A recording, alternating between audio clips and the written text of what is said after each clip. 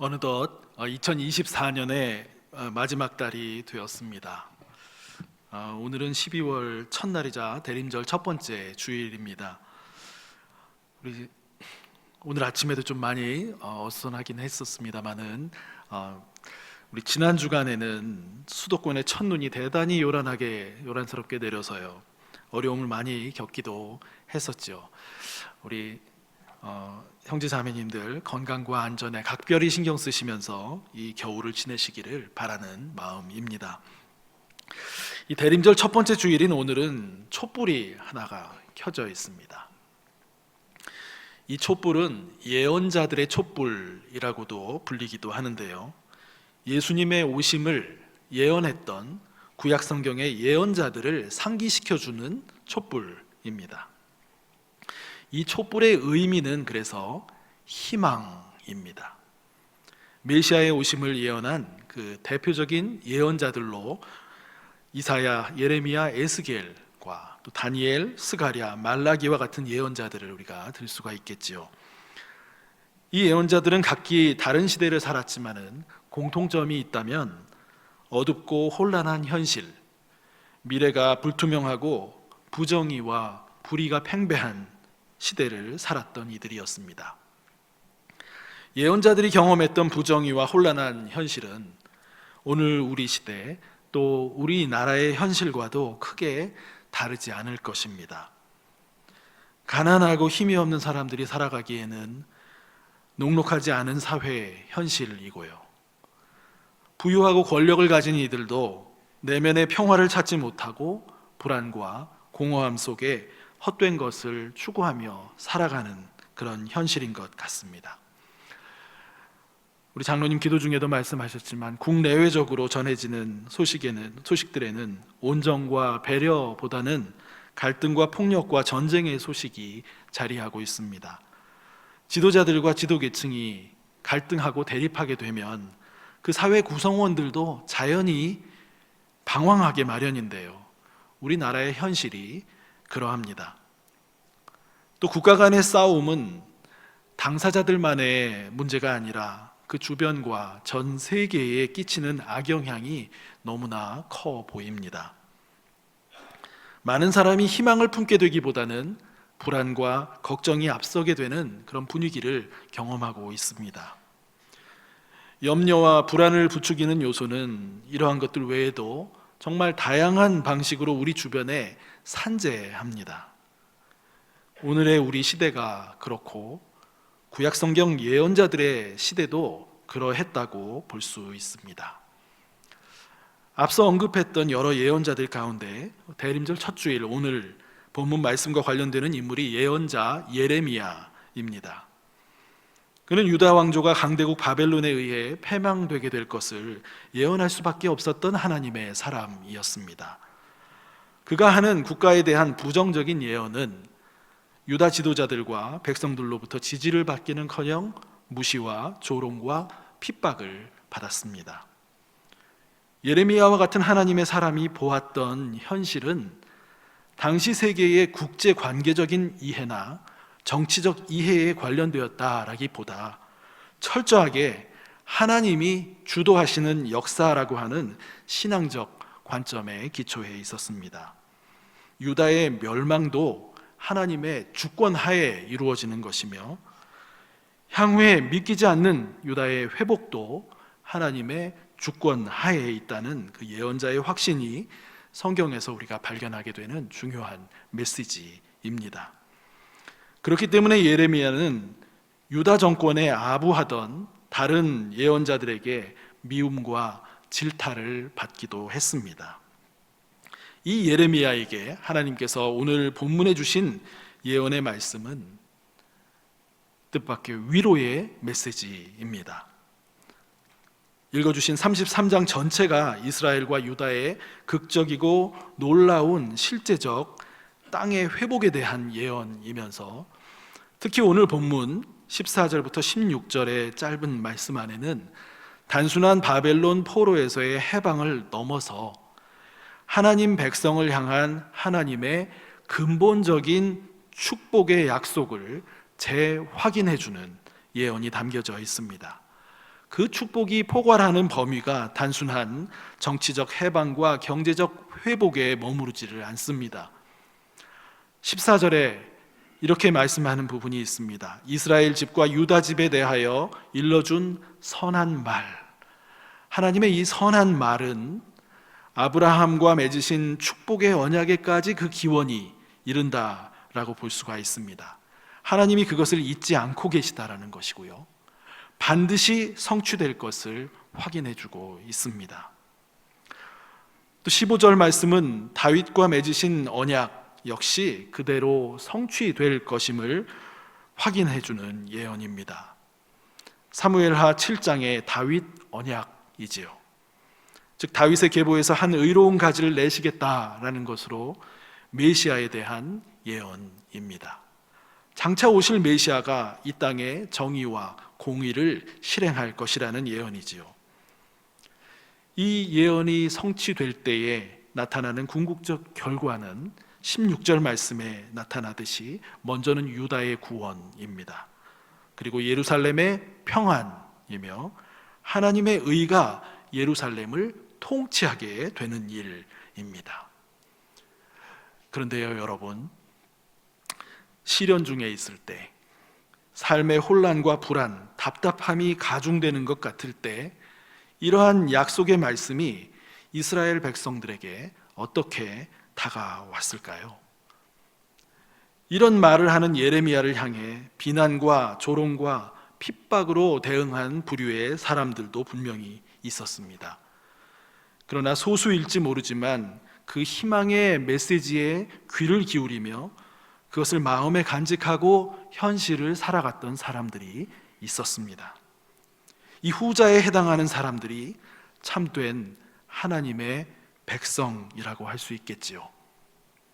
눈에 보이는 현실은 전혀 그 희망의 약속을 담보해 주지 못하고 있지만은 낙심하지 않고 주저앉지 않고 자기 몫의 할 일에 집중하며 묵묵히 나아가는 사람들입니다. 그 희망의 약속을 간직한 채 인내하며 그렇게 살아가는 사람들이지요. 삶에서 이러한 희망의 약속을 기쁨과 감사로 수용하면서 우리가 붙잡을 수 있다면 그것은 삶의 본질과 의미를 붙잡는 것이라고 할 수가 있습니다. 그 희망이 우리를 그렇게 인도해 가기 때문이죠. 우리는 이러한 삶의 본질과 의미를 붙잡고 살아가는 하나님의 백성으로 살아가야 하겠습니다. 이 하나님의 백성은 혼란하고 거친 현실 속에서 살아갈 때 기도하는 삶을 소중히 여깁니다. 하나님의 말씀을 읽고 묵상하며 배워가는 일을 소중히 여깁니다. 왜냐하면 이러한 삶의 방식에서 하나님이 약속하시는 이 희망을 계속해서 발견하기 때문입니다. 마틴 슐레스케라고 하는 독일인 바이올린 제작 전문인을 알고 계시는 분 많이 계시리라고 생각을 합니다. 그가 쓴 가문비 나무의 노래라고 하는 그 책으로도 많이 알려진 분이지요. 그의 책 한 부분에 인간의 삶에서 성품의 정련이 매우 중요하다, 성품을 정제하고 깨끗하게 하는 훈련이 중요하다는 점을 기술한 부분이 있습니다. 성품을 맑고 훈련하게 해가는 일의 중요성을 이야기하는 것인데요, 슐레스케는 이렇게 말을 합니다. 우리가 삶의 의미에 무관심할수록 생활 수단에 탐욕스러워집니다. 확신이 없을수록 안정적인 삶에 대한 욕구가 커집니다. 인정받지 못할수록 갈채를 원하고 소명을 알지 못할수록 권력욕이 자랍니다. 공감이 많이 되었습니다. 우리가 현실의 삶에서 혼란을 경험하고 또 폭력과 전쟁을 경험하게 되는 것도 우리 자신을 포함해서 모두가 삶의 참된 의미를 찾지 못하고 껍데기를 추구하며 사는 데에 그 이유가 있음을 슐레스케는 지적하는 것 같습니다. 내면의 희망과 성숙이 없는 채로 외적인 것만 추구해가는 세상은 연일 시끄럽고 타락한 모습으로 점점 나아가게 된다는 것입니다. 오늘 두 번째 본문, 신약 본문 누가복음의 말씀은 예수님께서 예루살렘 성전에서 대제사장들과 서기관들, 또 사두개인들과 이와 같은 종교 정치 지도자들을 만나서 하신 말씀 중에 한 부분입니다. 이들은 예수님의 깊은 지혜와 사랑의 메시지가 거북하게 들렸던 사람들이지요. 예루살렘 성전의 주도권을 그 당시에 쥐고 있었던 사람들이었습니다. 예레미야 본문에서 약속되었던 이 다윗의 후손으로 오신 예수님은 그 약속의 말씀대로 정의와 공의를 실행하시고 예루살렘 성전을 하나님께 기도하는 집이라고 하는 그 본연의 자리로 회복시키고자 하셨습니다. 그러한 예수님의 모습이 성전의 주도권을 쥐고 있던 유대 지도자들로부터 큰 반발과 미움을 샀던 것이었습니다.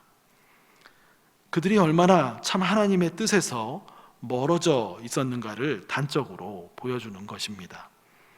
그들을 향해 예수님은 이렇게 인간적인 부와 권력으로 유지되는 성전 체계는 처참히 무너지게 될 것이라 말씀하십니다.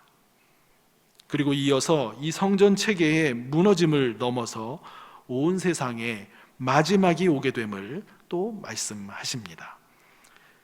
현실 세계의 혼란과 헛된 가치축으로 인한 타락, 그것도 결국은 무너질 것이고, 그러나 종국적으로는 이 온 세상에 하나님의 통치가 임하게 될 것이다 라는 것을 말씀합니다.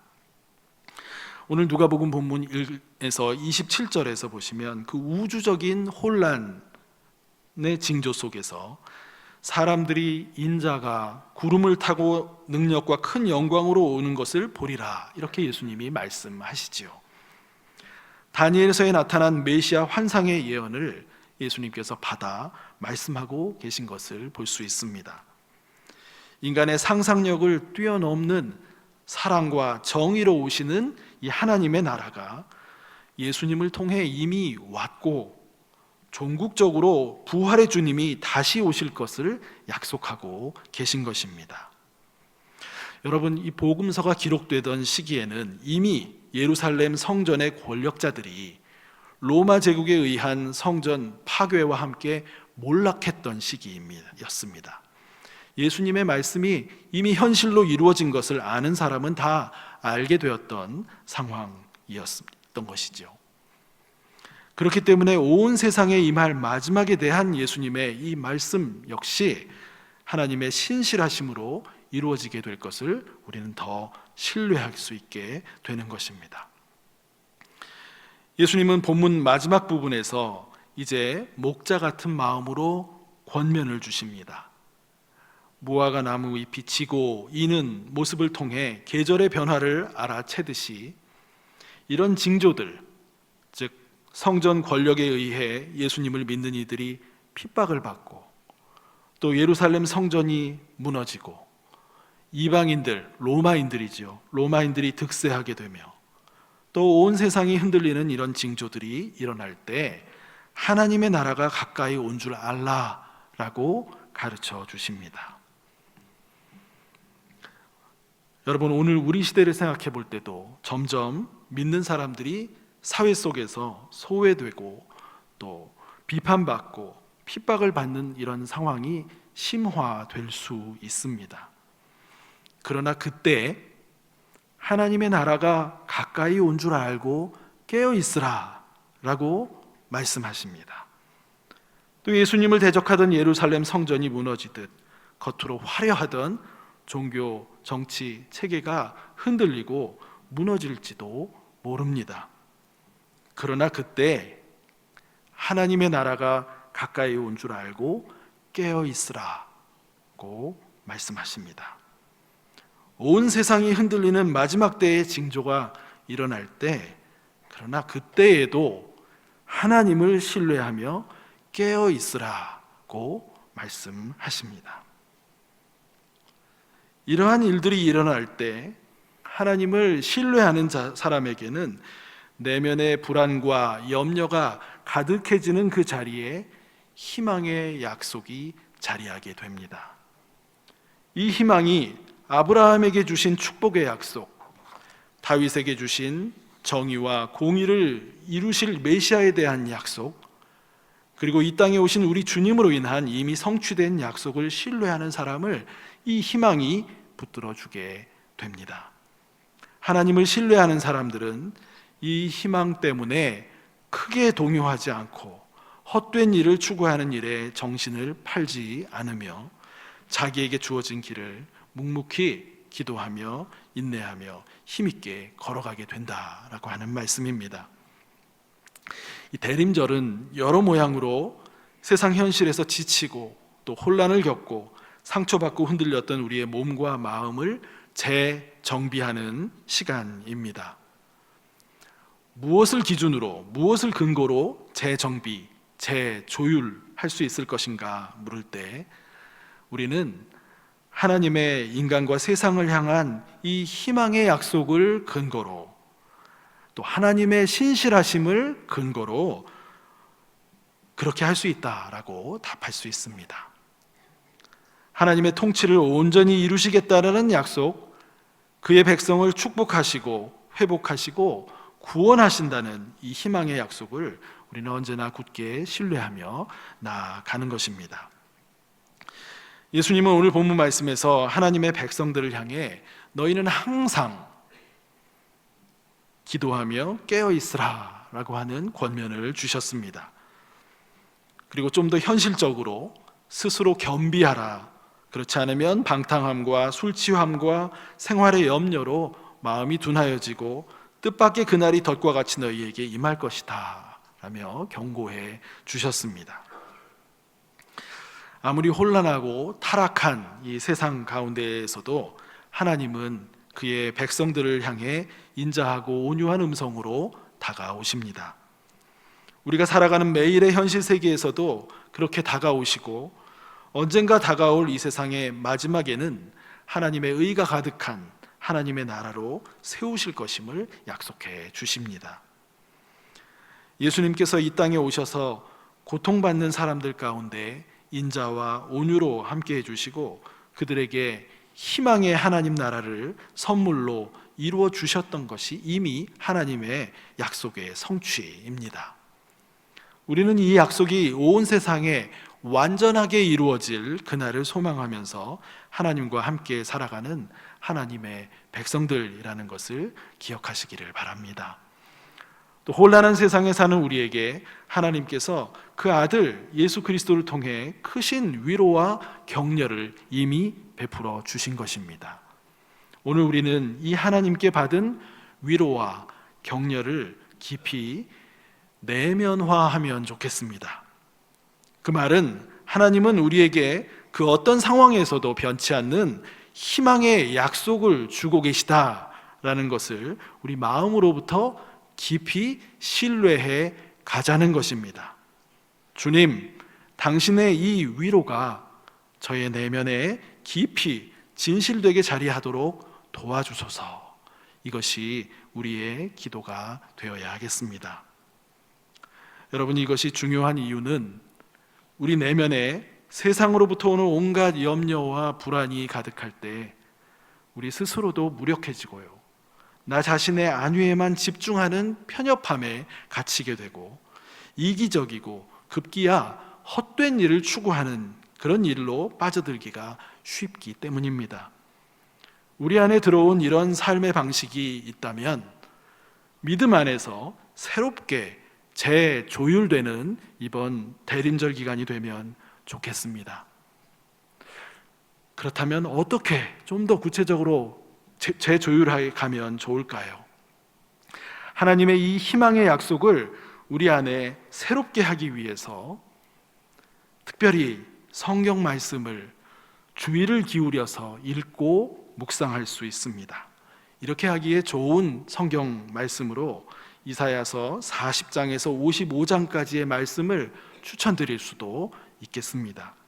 대림절 기간 말씀을 읽고 묵상하는 중에 우리 안에 하나님의 약속이 이 개인과 사회와 온 세상을 향한 하나님의 신실하신 이 약속이 희망으로 차오르게 되시기를 바랍니다. 우리 내면에 하나님의 희망의 약속이 자리 잡게 되면 우리의 현실의 상황이 어떠한가 하는 것은 그 다음으로 물러나게 될 것입니다. 현실이 중요하지 않다라는 말씀이 아니라요, 불필요한 현실의 염려에서 벗어날 수 있다라는 말씀입니다. 예레미야에게 특별한 약속을 주신 하나님과 이 약속의 성취로 이 땅에 오셔서 다시 오실 것을 약속하신 예수님을 바라보실 수 있기를 바랍니다. 이 약속들을 통해 하나님은 우리에게 크나큰 희망의 위로와 격려를 이미 주셨음을 기억할 필요가 있습니다. 하나님께로부터 받은 위로와 격려가 우리 안에 있음을 생각하고 세상에 또 우리의 위로와 격려가 필요한 사람들에게 다가가는 그런 삶의 방식으로 우리가 재조율하며 살아가는 은혜가 있으시기를 바랍니다. 특별히 대림절을 지내는 이 시간에 나의 말과 행동에 우리 가족과 또 타인을 위한 위로와 격려가 다시 새롭게 들어오도록, 또 더욱 풍성하게 들어오도록 하나님의 은혜를 구하는 의미 있는 기간이 되면 좋겠습니다. 우리가 말씀을 읽고 기도하며 또 배우며 내 안에 하나님의 희망의 약속이 충만해져서 하나님의 위로와 격려를 충분히 받아서 그것이 나의 말과 행동으로 조금씩 흘러나오게 된다면 우리 자신이 먼저 헛된 것을 추구하는 일에서 멀어지게 되고요, 삶의 본질과 의미에 가까이 가는 복된 경험을 하게 될 것이라 믿습니다. 그리고 냉정하고 소란하고 자기밖에 모르는 이 험한 세상 속에서도 따뜻한 온정을 느끼면서 전하는 하나님 나라의 삶의 방식으로 세상을 조금이라도 밝히게 하는 일에 그렇게 하게 되는 은혜가 임하리라 믿습니다. 대림절이 시작되었습니다. 첫 번째 주일 희망의 촛불을 밝혔습니다. 하나님의 희망의 약속을 붙잡고 그것을 내면화하기 위해서 말씀을 더욱 주의 깊게 읽읍시다. 깨어있으라 말씀하신 것을 기억하여 우리 안에 그 희망이 더 깊이 자리하게 되도록, 그리고 그것이 흘러 가족, 친구, 이웃들에게 따뜻한 온정의 격려와 배려로 흘러가게 될 수 있도록 깨어 기도하십시다. 이러한 삶의 재조율이 우리 삶의 본질과 의미를 회복하는 은혜로 임하게 되기를 간절히 소망합니다. 우리 함께 기도하시겠습니다. 하나님, 은혜를 감사합니다. 대림절 기간을 시작하는 첫 번째 주일, 우리 안에 하나님께서 주신 희망의 약속이 더 분명하게, 더 깊이 자리할 수 있게 되기를 소망합니다. 하나님, 그리하여 우리 삶의 자리 가운데 다가오는 여러 종류의 불안과 염려에 우리가 휩쓸리는 것이 아니고 깊이 하나님께서 새겨주신 희망의 약속을 언제나 생각하며, 세상은 소란하고 시끄럽고 이기적이고 자기만 알고 그런 분위기로 가득하지만 그 하나님의 희망에 우리의 마음과 뜻을 그 안에 깊이 담글 때에 놀랍게 역사하시는 성령의 능력을 힘입어 아무리 혼탁하고 소란스럽고 복잡하고 혼란한 세상 속에서라도 하나님, 우리 한 사람 한 사람의 그리스도인들 그 희망으로부터 울려나오는 또 솟아나는 따뜻함과 온정과 또 배려와 격려의 말들로 우리 주변을 밝히고 가족과 친구들과 이웃들의 삶 가운데 하나님 밝음과 따뜻함을 또 전파할 수 있는 능력 있는 하나님의 백성으로 살아갈 수 있도록 저희를 이끌어 주시고 인도하여 주시옵소서. 우리 안에 성령님께서 계시기에 이 모든 것이 가능하고 또한 그것을 통해 우리 공동체 안에 더 귀한 모습으로 따뜻함과 사랑과 협력이 가득해질 수 있음을 믿습니다. 주께서 함께하여 주시고 이 대림절 기간 저희들 한 사람 한 사람 삶의 자리에서 이 희망의 약속이 주님으로부터 온 희망의 약속이 더 깊이 우리 삶 가운데 깊이 뿌리 내려지는 그런 귀한 은혜가 임할 수 있도록 성령께서 함께하여 주시옵소서. 모든 것을 주님께 감사드리오며 예수님의 이름으로 기도드립니다. 아멘.